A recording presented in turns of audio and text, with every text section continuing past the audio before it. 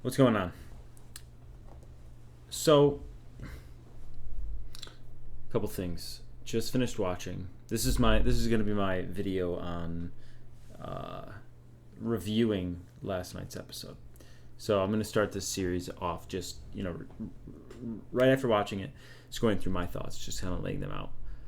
I have no idea if I'm going to upload this anywhere, but anyways, let's get right into it. So this was season 8, episode 5, and it's called no idea what it's called. No idea. Don't even care. Anyways, I think it was shot well. Let's get the goods out of the way. I think it was shot well. I think the lighting, the cinematography throughout the this has been kind of consistent throughout Game of Thrones. So I feel like they do a really good job with like directing an episode. That's where they, well, at least for the past couple of seasons. This season kind of failed on the Battle of Winterfell. It was really dark. Obviously, the whole complaint with that. But I feel like that's a consistent thing. They're good at with their cameras and their lighting and their directing style. So that being, I like that. A couple quick things though. It's just this season, and everyone has the same opinion. It feels like it's being more, it's coming more to light as we go through this season, and it doesn't feel like Game of Thrones, man. It feels out of place. And Dan, I'm watching the last after the movie, after the show interview, and he even says the good guys are behaving like the bad guys. And that says it all. They're writing it that way. They're choosing to write against what they've been building to in order to have like some shock value, it feels like, or to have some sort of unexpected ending. And part of it, I think, is because they don't have the script from George directly. They don't have any idea how he was going to do this. So they kind of have to go with what they think, which isn't a bad idea, but it is. It becomes bad when I'm going to apply my Carmex. It becomes bad when you start feeling betrayed by the characters themselves. Like, for a few examples here, Daenerys first and foremost. Well, I feel like she's kind of like, this season she's not acting like she has been in the years past. She's trying to break the wheel. I kind of understand this episode. I kind of understand how when she gets inside the Red Keep and she sees it, that there's an emotional break. But they try to make it seem like it was like at that moment that's when she decided. But they've been teasing this, so we all knew she was going Mad Queen. There's no doubt about it in my mind, in anyone's mind. She was going that way anyway. So they're trying to say like she decided right then. They've been teasing it, which isn't like Daenerys. She came from like peace, like delivering like, well, not exactly peace, but like, justice for people that have been serving injustice around the world, and slaughtering like women and children with dragonfire, just burning the entire city, is ridiculous. That's like I know you want to get some sort of like crazy like scene because you kind of messed up with the Battle of Winterfell, so you want to redeem that somehow. But it didn't seem necessary. It didn't seem in character for her. Another couple things here. Jaime and Cersei. So, spoilers, they're just dead now. They're dead. And it was kind of like an off-screen death. Jaime's arc at this point means nothing. Jaime went from loving Cersei in the beginning to learning how hateful she became and how she was twisted. It seemed like he had a moral compass. Now it's completely thrown out of the window because he ran back to her. Is that really what you're going to have me believe Jaime is going to do at this point in the story, like 8 years later, after he sees all this? I thought his plan was to go there and to kill her. Like, he knew he was the only, this is what I thought. Jaime knew he was the only one that could get into the Red Keep safely, to see Cersei, to trick her, and then kill her, ending this entire thing so the innocents would live. And that would be his whole redemption moment. So he saves King's Landing, which I know would be kind of like, there'd be no giant battle, and there would be no like, maybe there would be a little bit, around the outside, but it'd get tension, and then as it's building up, maybe the soldiers are getting closer to the gate. Jaime finally sticks the winning blow and then the bells ring or something. I don't know. But to just have him crawl back to Cersei and like almost admit that he loves her again. Like still after all of this. What? So is like the rise and fall? Is he like Anakin? Like, I don't get it. And Cersei went out like a bitch. I mean, she didn't even... Dude, the scorpions on the water, like, she could have literally done the same exact maneuver there the episode before when Rhaegal died. Just swoop down, flank them, and she would have had that. They would have just walked into King's Landing this episode. She basically just did the same exact thing she should have done. It just doesn't seem... The writing is so... It's just crap now, man. It doesn't seem thought out. It just seemed like when... The little interaction between Jaime and Tyrion, when he's like, how'd you get caught? And he raised his right hand, and he's like, did you think to remove it? That was like the writer saying, like, yeah, we know. He obviously could have just took it off, and then he's like, oh, yeah, Cersei always called me the dumbest Lannister. Come on, what?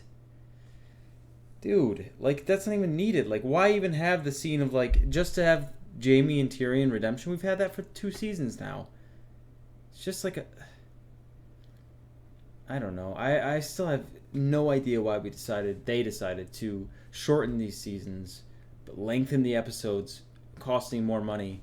Just have a regular last 2 seasons with 10 episodes, and you can flesh out, more character development and more, and it pays off in the end. I feel like it's because they have no idea where the story was going. It's because they didn't know how to end the Night King, so they just wrapped it up like that, and then they wrapped up these storylines really quick. The Clegane Bowl was terrible. They fought on a fucking stairwell. That was... And it was... We saw maybe total screen time with the Clegane Bowl, 2 minutes total. 2 minutes total of Clegane Bowl. And then it ended up... Sandor just... He could have just kicked him off that balcony. But no, he was dead anyways, I guess. But...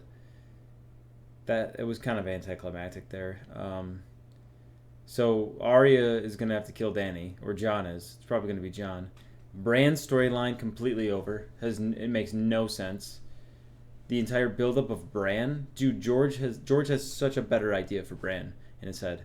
Dave and Dan have no idea what they're doing with Bran, the character. They don't know what they wanted him to do. I don't know, man.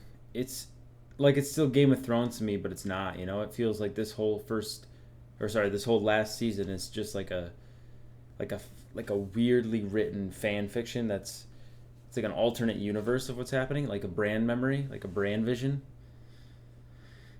I don't know, man. Euron's death. I'm the man who killed Jaime Lannister. What? Cool, okay. You didn't kill him. The Rocks killed him. Dany killed him, technically.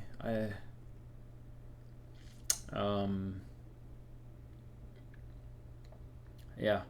Oh, and when Dan says the good are turning bad, the Northmen just seize the opportunity to slaughter everybody. There's no way. They're fighting with Jon. They have a moral compass. They're Northmen. They know what Jon is. They're not loyal to Queen Daenerys. He was the one who became loyal. They still had sanctions with him. I refuse to believe that all of a sudden every good guy there was just like, oh, this is like what they said. It was just all every man for himself, just like loot and shoot, like rape. Like all of a sudden it's just like back in like the raping of women and children it doesn't make sense, man. Like their characters, it's just like mayhem as soon as Daenerys starts burning it down. What was the point of having Arya? What was the point of having Arya march down to King's Landing in the first place? What was the point of that? What's the resolution there going to be? So that she saw some shit go down, and so she knows that she has to die, so she'll plot and kill her. She kills Jon and then takes Jon's face and kills Dany. I don't know, man. My only kind of like at the end of the episode when Arya wakes back up and there's the white like dust everywhere.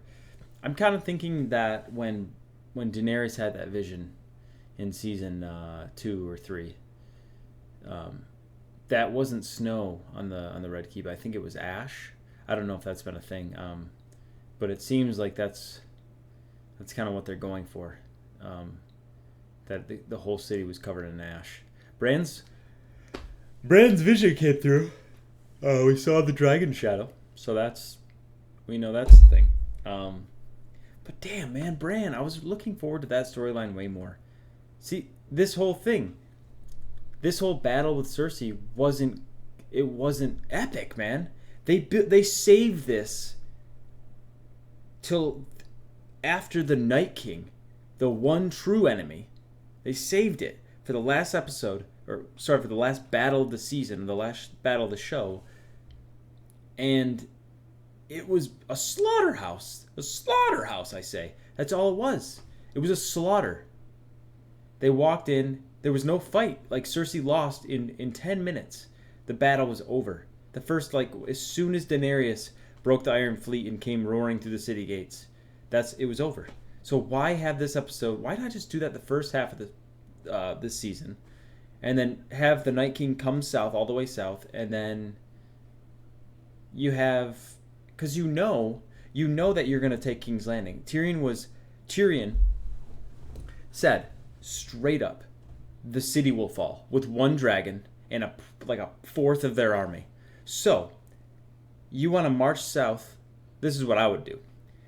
You march south first when the Night King's coming, before you evacuate everyone as you're going south. You kind of get them, you shuffle them down to King's Landing. You get to King's Landing. If Cersei doesn't open the gates and help you, then you take the city, because absolutely it falls when you have two dragons and your entirely full army there. So you take the city then. That's when the Cersei battle happens. I feel like they just got those two mixed up, and they just didn't execute it well. Because then the payoff with the Night King, you could see him coming down. You could see there could be more arc with him, more story development. Bran maybe having a couple more visions of as they're going down. Maybe sees into the fucking God's eye, and he gets some shit, and he's like, oh, we got to do something crazy. Burn all the trees on the way down. Kill the magic. I don't know. That's probably the worst idea, but it might be what Dan and Dave cooked up. I don't know, man. But this is feeling weird. This is feeling like I don't know how it's gonna end. This episode didn't answer any questions. It just it snipped a couple story or a couple characters' stories, snipped those, got them all cleared up, and we're good. Jaime and Cersei, done. Sandor in the mountain, done. Qyburn's death was just awful. Just dead. Who else died? Oh, Varys. Varys' death was I kind of like that, because she was betrayed and he went down like a man, and he tried his best, and he was right. He knew that she was turning. And he could feel that. I felt like he could sense that she was teetering on the edge of madness, and the people wouldn't follow her. And he was right to do so, because we all saw Jon. He's questioning it as she's just laying waste to King's Landing. He knows. Davos knows. I know, Moon. So, yeah. I don't know. It's this next episode has to answer the last episode of the entire show. There's so many things that has to answer. They have to kill Daenerys, right? So she's dead. That's where they're going with this. Jon ends up on the Iron Throne. Maybe he dies with Daenerys, defends her or something. I don't know. Tyrion. I've been a strong believer for a while that Tyrion might end up on the Iron Throne. He's the only one that can really speak reason. Jon is like a noble man and an honorable man, but he's too honorable. He doesn't have the wits of politics to rule, but I feel like he does have the following. So maybe he rules Tyrion's hand again, and him and Tyrion take on the world. I don't know, but we'll see. It's a big episode. This last one was probably. I like the second episode of this season the best, when they were all Brienne got knighted right before. The first episode was weak. The third episode, I hated it. Fourth episode was pretty bad itself. This episode was okay. So this is probably my second favorite, but just because of how it went down. But I'm still kind of disappointed. Just like it was cool watching Daenerys, and part of me was kind of like happy for her. Like, go girl, like get yours, bitch. Because like this city took everything from her. Like that was like the fall of her family was this city, and then they didn't want her back. They tried to kill her. They sent spies after her to like just suppress her. So whatever happens to Daenerys, I feel like this was kind of justified in her. I think whatever happens to Daenerys, this was justified in her mind. It doesn't feel like her. I felt like she was better than this, but I can kind of understand it. Maybe. Not the killing of innocents. I think she just should have went for the head, flown right towards Cersei's room. I mean, dragon breath is now like a lightsaber. You see that like beam cut that one in half and it just immediately fell? Just go right into Cersei's area, cut it directly in half. She dies instantly, battle over. And then you don't have to, but she just wanted everything to waste it. She dropped a nuke on it, man.